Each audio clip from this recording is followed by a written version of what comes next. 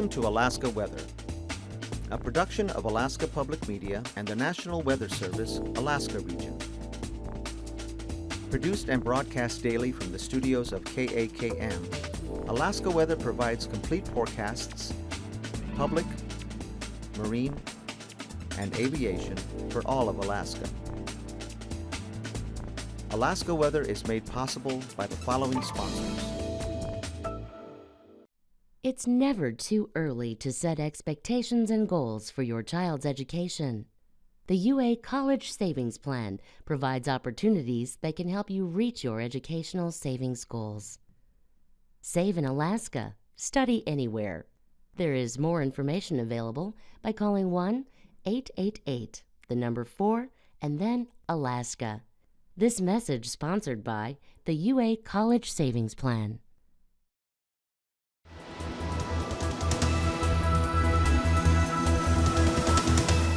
The National Weather Service. Hello everyone, and welcome again to Monday's edition of Alaska Weather. I'm Dave Percy, a meteorologist with the National Weather Service, and I'll be hosting this evening's show. On the hazardous weather graphic here, we've got winter weather advisories out for freezing precipitation of the light rain and drizzle variety here for the central interior, the Tanana Valley, and the 40-mile country for tonight until about 10 a.m. tomorrow. And areas of light freezing rain and drizzle occurring in some areas through here, making roads, road surfaces could get on the slick side, again, in some areas of those zones. Moving on to satellite imagery of the Western Pacific, outline kind of hard to see here, but the Aleutians right through there, and of course Kamchatka Peninsula, Shackland Island. This is the next system slipping eastward there into the western Aleutians today and tonight, and that'll continue to move off to the southeast. And then another system back here over the Sea of AKwx. That'll be continuing eastward across the peninsula there and then pushing into the western Aleutians on Wednesday. And then on the edge of the picture here, you can see the low spun up quite a ways south of the Alaska Peninsula there, but the front pushing eastward and northward throughout the day today, bringing gale force winds into Kodiak Island this afternoon. Actually, I should move to the GMS imagery here, or the GOES imagery, and that shows that front rotating northward, the low center way back down here, still kind of tracking east-southeastward there. But the front coming up, narrow band of storm force winds associated with this system just south of Kodiak Island, and then already some cirrus making landfall on the southern southeast coast. Otherwise, it was a pretty dry day there today with just some lingering showers up in the north. Had a band of moisture that moved northward. That brought the areas of rain, snow, and freezing rain up to the eastern interior areas there, the upper Tanana Valley, and to a lesser extent off to the south. And then low pressure still sitting off the southwest coast. That kept showers in mostly over the Yukon Delta and along the coast southward to Nunivak Island.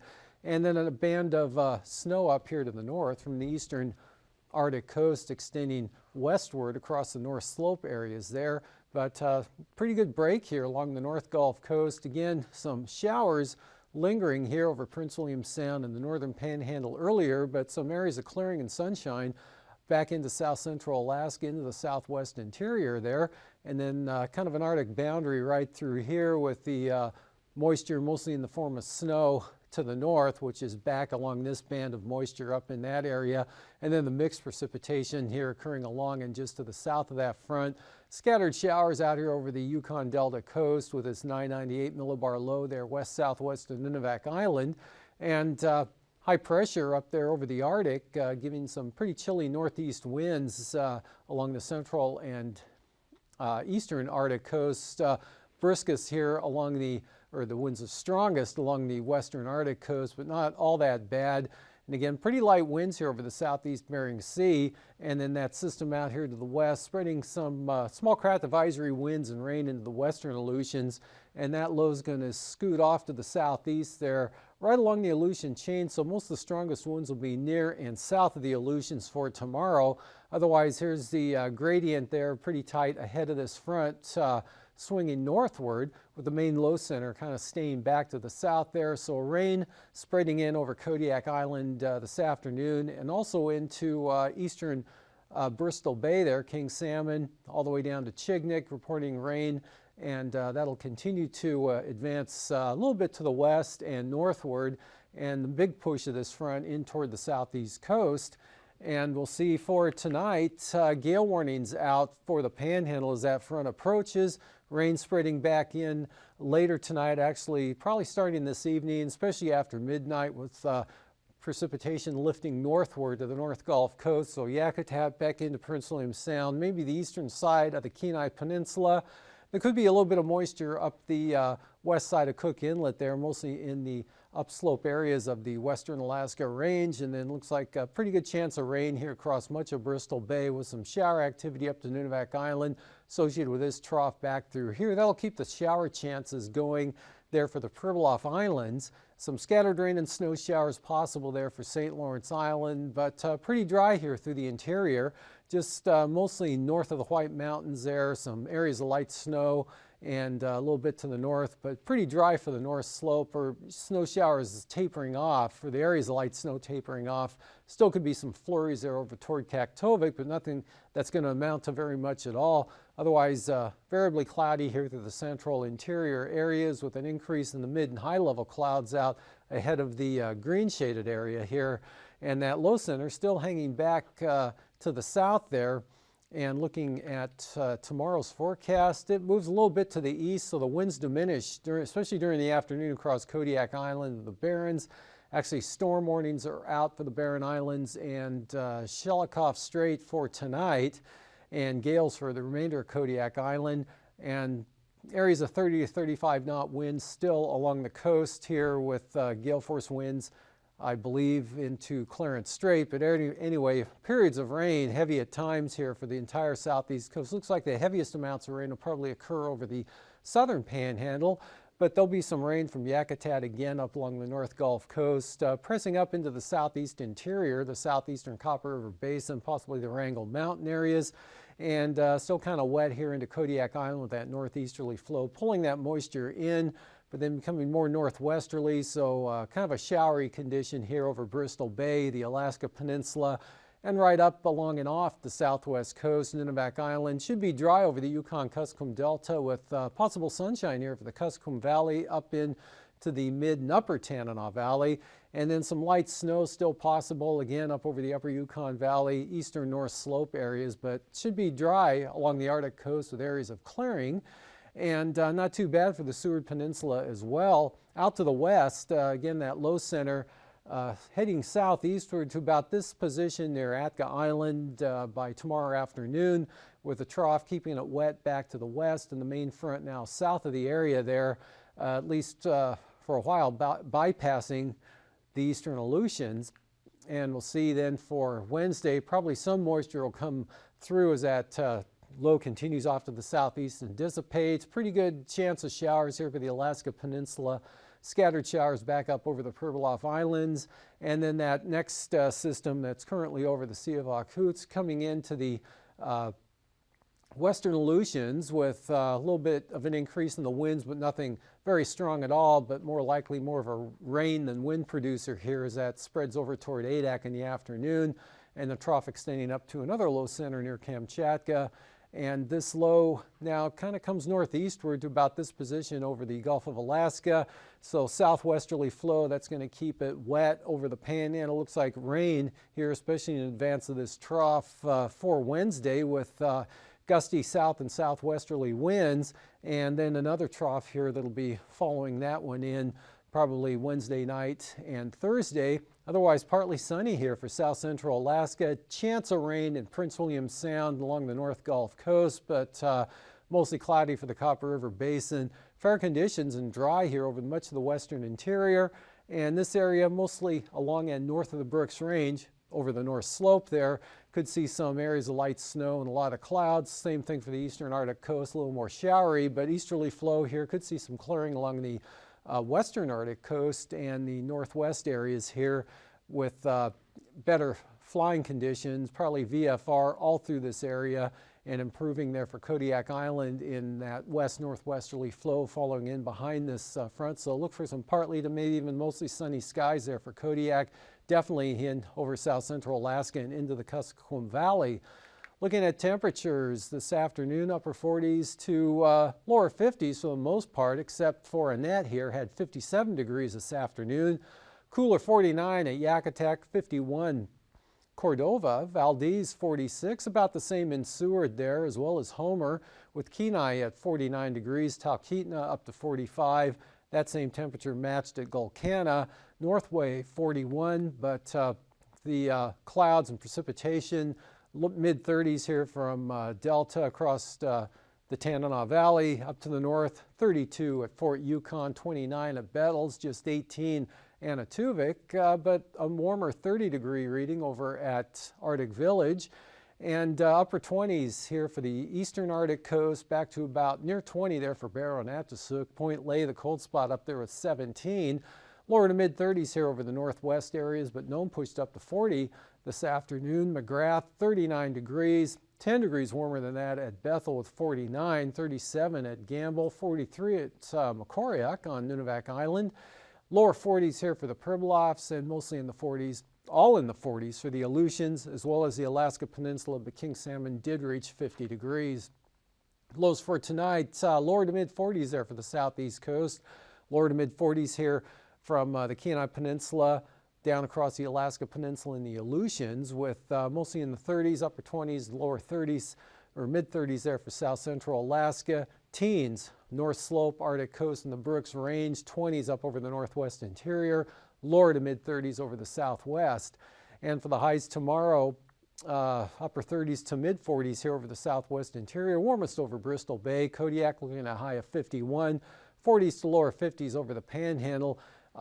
Teens to lower 20s up over the North Slope and the Arctic coast there, with gradually warming into the upper 30s to lower 40s through the Tanana Valley. Flying weather, IFR, the front coming in, spreading in tonight and tomorrow. Again, mostly the lowest conditions down to the south, just gradually edging its way northward. That'll extend back into Kodiak Island tomorrow along the east side of the island. Marginal VFR up along the North Gulf Coast and Prince William Sound, but looks pretty good VFR, Copper River Basin through the Susitna Valley. Most of Cook Inlet forecasting VFR, and all over the southwest interior, even along the coast here. But marginal VFR, Bering Strait southward to near Nunivak Island, right down to the Alaska Peninsula, and then that areas of marginal VFR extending all the way out to just about the Komodorsky Islands. Patchy areas of marginal VFR along the Arctic coast, otherwise better conditions than today up there for the North Slope, and some patchy areas of IFR up over the northeast interior, as well as the northern coast of the Seward Peninsula. And passes, Anatuvik, VFR, possible marginal conditions on the southern entrance. And for Adigan, same forecast, possible marginal VFR in the southern entrance, otherwise VFR. Lake Clark and Merrill, VFR, but watch for some marginal conditions on the eastern approach of both passes. Rainy, starting out marginal, becoming VFR into the afternoon. Windy looks to be VFR the entire day. Isabel, VFR. And Mentasta, marginal to start the day with, and then becoming VFR. Tanita, good VFR flying. Portage, IFR, gradually improving to marginal VFR during the day Tuesday. And for Chilkoot and White, marginal VFR trending to IFR in the afternoon as that moisture slides northward. Freezing levels, 2,000 feet down here along the Aleutians, and bulges northward here right through just almost the central interior there, just north of the Alaska Range. 4,000 feet over the eastern Gulf Coast, and then considerably warmer down toward Dixon Entrance where it's 8,000 to 10,000 feet. And for icing, occasional widespread moderate rime icing here possible over the southern southeast coast, and to a lesser extent to the north, with some areas of light icing here for the North Gulf Coast, Prince William Sound, otherwise icing free through much of the interior. Kodiak Island, a risk of some icing, and also a patch of it out here over the southeast Bering Sea on down to the Alaska Peninsula. And with that system coming southward, look for some marginal icing over the central Aleutians sliding in toward Nikolsky.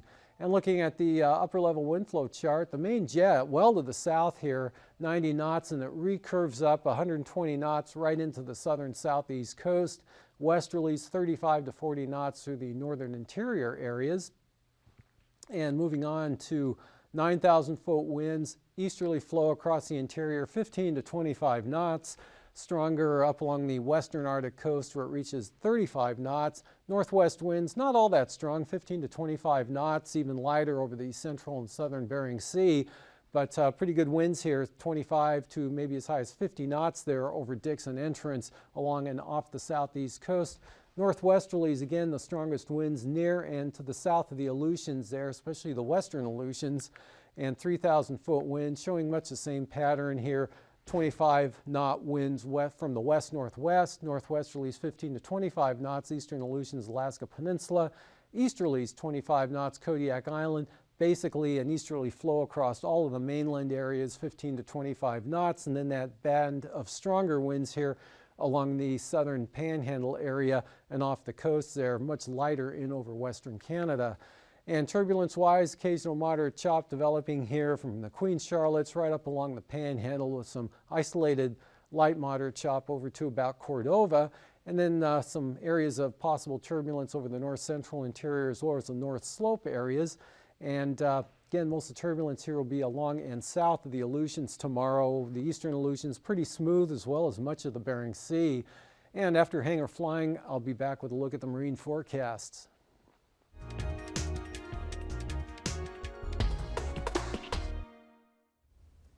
Good evening, I'm Harry Keeling, and on behalf of Alaska Public Media and the Alaskan Aviation Safety Foundation, welcome to Hangar Flying. Tonight we welcome back Bill Compton, who's been on the program twice before, the last 2 times, and if you had the opportunity to watch the program, I think you'd agree with me. It's pretty good stuff on fuel management, precise flight planning, and long-distance flights over water. Tonight I want to talk a little bit about something that probably interests many of you, and that's the argument of Richard Peak and Lena Peak. Bill, welcome back. Thank you. Well, let's just start. Tell me your theory on Lena Peak. Well, Lena Peak engine operation is quite the gift. It was originated by the airlines when they were flying radial piston engines. And in one study, they were getting 600 hours between overhauls on some engines.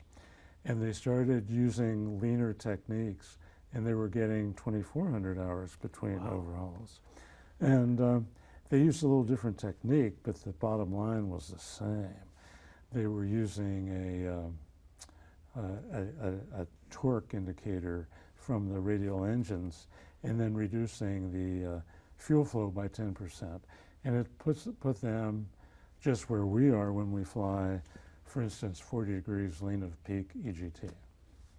And so the advantages are more power on less fuel, or same power on less fuel, lower cylinder head temps, lower internal combustion pressures, cleaner engine because there's more air in the mixture and all the fuel gets burned.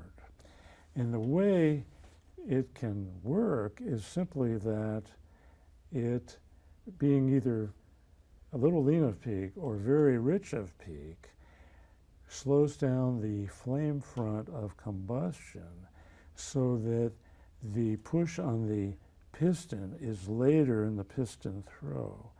And geometrically that's more efficient, and there's less time for the heat of combustion to transfer to the cylinder wall and heat the engine. So it's just really a natural, and but it does take some knowledge and some instrumentation to do it successfully. Okay, let's talk about the instrumentation, because some aircraft, some engines probably are not equipped to do that. Can you talk about that? Sure. An engine analyzer is what's needed for this, and it would give continuous information on exhaust gas temperature of every cylinder as well as cylinder head temperature, and on a turbocharged aircraft, the turbine inlet temperature. And it's all presented in a graphical form with 7 bars of red lights that go up and down, and it's very handy to have. And it has to be accompanied by a digital fuel flow meter, and those things have really put us where we know what's going on with the engine. I want to say something that you said that probably, I think most people that are leery of lean of peak think that being rich of peak, there's more fuel, and so then it operates cooler. And you're saying that's not the case. True. But we were all taught years ago by our flight instructors, the more you pull out the mixture knob, the higher the temperatures go. But there are 2 ways to that. As you pull the mixture knob out, the exhaust gas temperatures start to increase, but then they reach a peak level, and with further leaning, they go back down. And that's where I want to be operating my engine. So you're burning less fuel at a cooler temperature, and you're saying the overall effect probably is going to extend your TBO, or it's going to extend the life of the engine. Well, yes. Some operators are getting double their time between overhauls with operating lean of peak. Wow. And I only use rich of peak operations for takeoff and initial climb. Once I have a couple thousand feet above ground, then I'll go lean of peak for my climb, and I'm full throttle from the start of the takeoff roll until my top of descent at destination. And we've run out of time. Let me just recap though. You need to have a good, accurate engine analyzer, which gives you constant readouts for all 6 cylinders. Yes. Okay. Bill, thank you so much for being on the program. It's been fascinating talking to you about your Trans-Pacific flights and your flight planning, and I think we've all had a chance to learn some new stuff, and also the lean of peak discussion. So thanks for being on the program. Thank you, Harry. Ladies and gentlemen, I think you would agree with me that the last 3 shows have been very fascinating, and I think you'll probably want to watch them again to kind of digest what Bill said. It's been great having him on the program. And until next time, fly safe.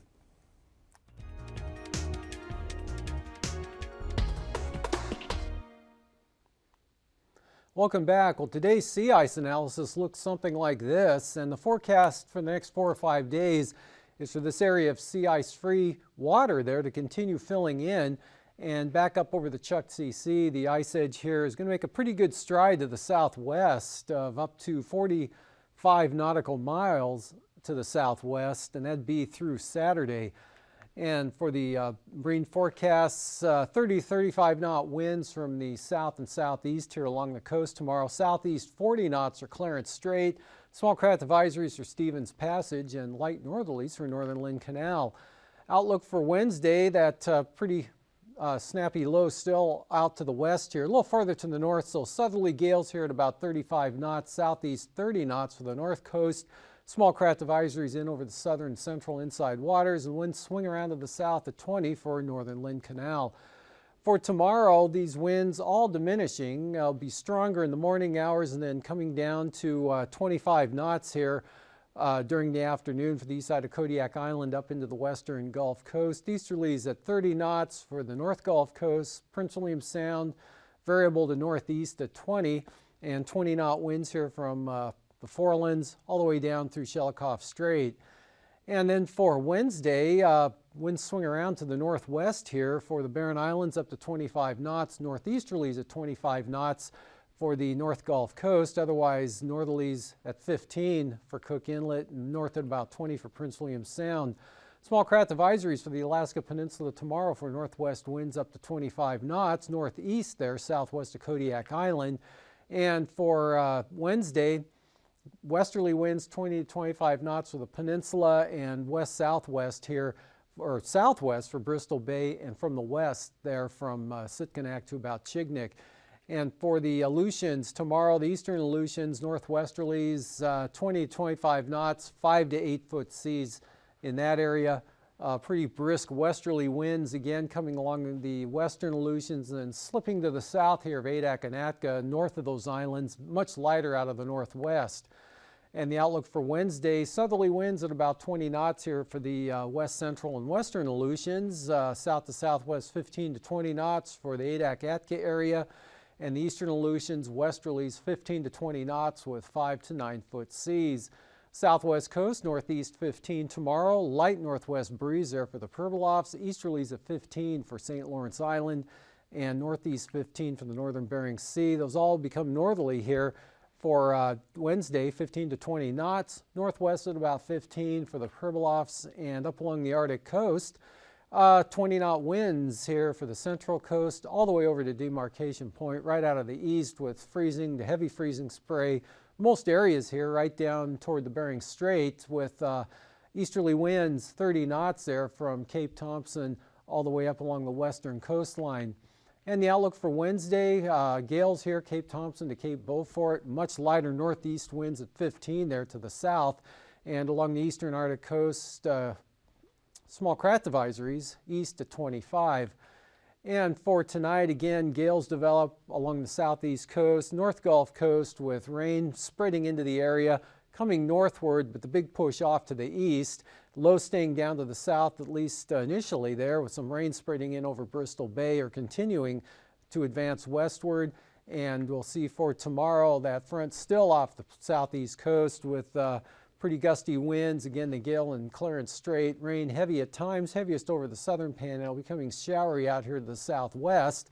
And this system continues off to the southeast and still wet and windy here for the panhandle, drier over the interior. These forecasts are to be used for planning purposes only. Call 1-800-WX-BRIEF for a formal pre-flight briefing. Always file a flight plan before you go flying. The U.S. Coast Guard Auxiliary urges you to leave a float plan with a friend or the harbor master before you go boating. Alaska Weather is made possible by the following sponsors. It's never too early to set expectations and goals for your child's education. The UA College Savings Plan provides opportunities that can help you reach your educational savings goals. Save in Alaska. Study anywhere. There is more information available by calling 1-888, the number 4, and then Alaska. This